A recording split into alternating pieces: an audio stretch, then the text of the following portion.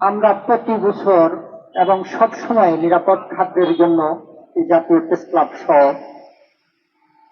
সকল জায়গায় গণসচেতনতা লক্ষ্যে আমরা এই আন্দোলন সংগ্রাম চালিয়ে যাচ্ছি। কিন্তু আমরা জানি এদেশে খাদ্যের জন্য কোথাও আন্দোলন করতে হয়, কোথাও সংগ্রাম করতে হয়, এটি তো আমাদের বোধগম্য নয়।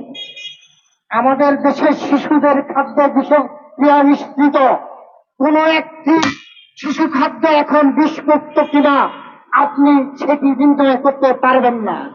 প্রত্যেকটা খাদ্যের মধ্যে বিষক্রিয়া। কার কাছে যাব, কোথায় যাব, কি খাবো, মানুষ এখন বলতে পারে না। প্রত্যেক ফলমূলে বিষক্রিয়ায় ভর্তি। এসব বিষক্রিয়ার থেকে জাতিকে মুক্ত করতে হবে। সংগ্রামী বন্ধুগণ, এই বিষক্রিয়া মানুষের জীবন কেড়ে নিচ্ছে, মানুষকে গণহত্যা চালাচ্ছে, মানুষকে স্লো পয়জন দিয়ে নীরবে মানুষকে হত্যা করা হচ্ছে।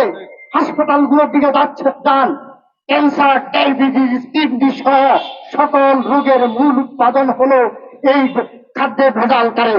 এই ভেজালকারীদের বিরুদ্ধে আমরা একটা অভ্যুত্থান চাই।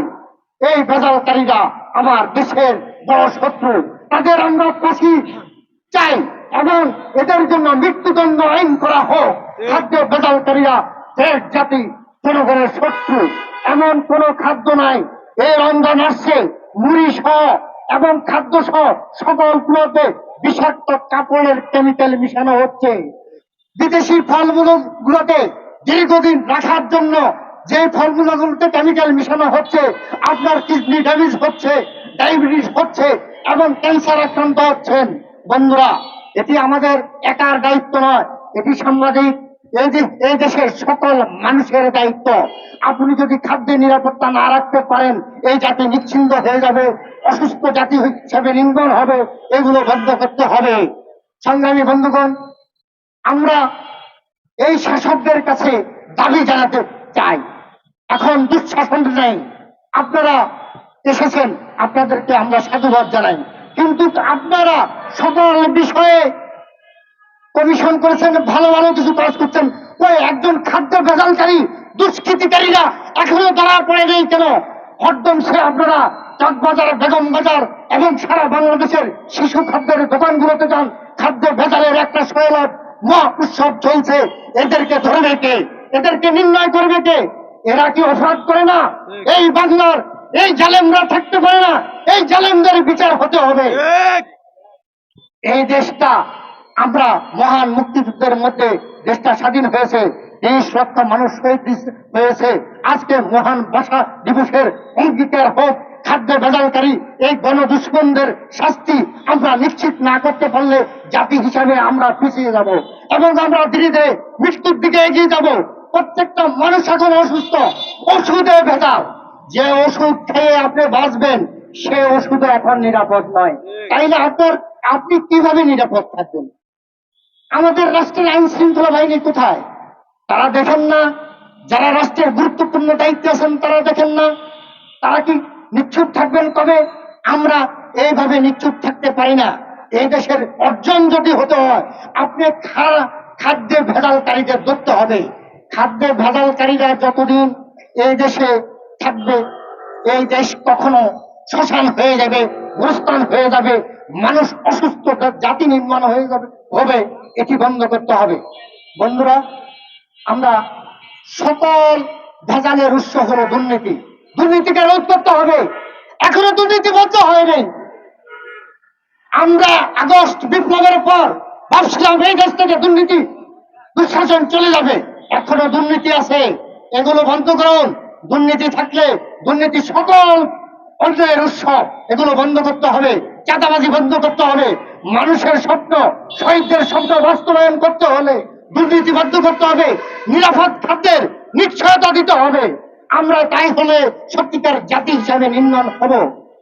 বন্ধুরা, আপনারা সকলে, আমরা পবিত্র রমজান সহ আপনারা সাংবাদিক বন্ধুদের প্রতি আমার বিনীত আবেদন রইল, আপনারা প্রত্যেক জায়গায়, আপনারা জাতির বিবেক, আপনারা প্রত্যেক জায়গায় আপনারা জনসচেতনতা, আমাদের চেয়েও আপনাদের ভূমিকা আরো বেশি থাকা উচিত।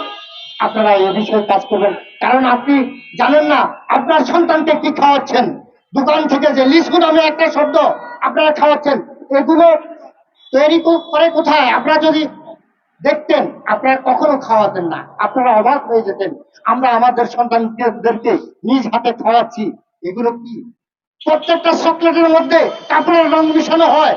আপনি জানেন না আপনার সন্তানকে আপনি খাওয়াচ্ছেন, আপনার ইচ্ছার বিরুদ্ধে হলেও আপনি কিনে দিচ্ছেন।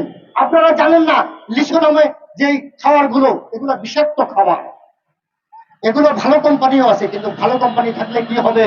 আপনার বস্তায় বস্তায় বিক্রি হয় 2000 টাকা, একটার দাম 8 আনা পড়ে, তাইলে এটা 2 টাকা 5 টাকায় বিক্রি করা হয়। এই বিষাক্ত খাবার খেয়ে আপনার শিশু হসপিটালে যাচ্ছে, কিন্তু আপনি মনের অজান্তে তাকে বিষ খাওয়াচ্ছেন। এগুলো বন্ধ করতে হবে। সংগ্রামী বন্ধুগণ, আমরা প্রতিনিয়ত ইনশাল্লাহ নিরাপদ খাদ্য চাই সংগঠনের পক্ষ থেকে গণসচেতন করার লক্ষ্যে বিভিন্ন বাজার, বিভিন্ন হাট বাজারে আমাদের গণসচেতনমূলক কার্যক্রম চালিয়ে যাব। বন্ধুরা, আমরা সকলকে এবং আজকে বন্ধুরা, আজ আমরা যে নিরাপদ খাদ্যের জন্য দাঁড়িয়েছি, আপনারা যারা আমাদের সাথে আসছেন প্রত্যেকের প্রতি কৃতজ্ঞতা। আমরা এও বলতে চাই, দুঃশাসনের মূল অংশ হলো দুর্নীতি, চাঁদাবাজি, এগুলো বন্ধ করতে হবে। খাদ্য বেতনকারীরা দেশের দুশ্মন, মানবতার দুশ্মন, এদের রেহাই নাই। বাংলার জমিনে ওরা থাকতে পারে না, এরা বাংলাদেশকে শাসন করবে, আমার দেশের শিশু সন্তানদেরকে হত্যা করবে, এদের রেহাই দিতে পারে না। এদের জন্য মৃত্যুদণ্ড আইন করুন, এদেরকে রেহাই দেওয়ার কোনো অধিকার কারো নেই। এবং রাষ্ট্র যন্ত্রের কাছে জানাতে চাই, আপনারা নীরব কেন? আমি কেন বলতে পারছি না আমার সরকার আসার পরে খাদ্যে ভেজাল হচ্ছে না? আমি কেন বলতে পারছি না আমার সরকার আসার পরে এখনো ঘুষ দুর্নীতি বন্ধ হচ্ছে না? এগুলো বন্ধ করতে হবে, সুন্দর শাসন ব্যবস্থা চালু করতে হবে। আপনারা অনেক সুন্দর সুন্দর কাজ করতেছেন, কিন্তু এগুলো বন্ধ করতে হবে। সংগ্রামী বন্ধুরা, আজকে যারা আমাদের মাঝে এসেছেন এবং যারা কষ্ট করে নিরাপদ খাদ্য চাই আন্দোলনকে বেগবান করতে এসেছেন, প্রত্যেকের প্রতি আমাদের কৃতজ্ঞতা থাকলো।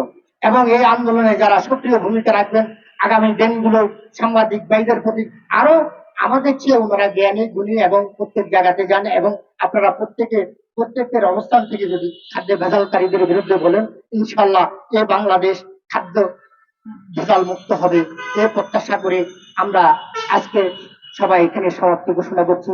সকলকে এবং সাংবাদিক ভাই সহ আমাদের যারা আজকে কষ্ট করে এসেছেন প্রত্যেককে শুভেচ্ছা, অভিনন্দন, এবং আগামী দিনের প্রত্যাশা থাকবে আপনাদেরকে নিয়ে আমরা আরো কিছু ভালো কাজ করার উদ্যোগ নেব।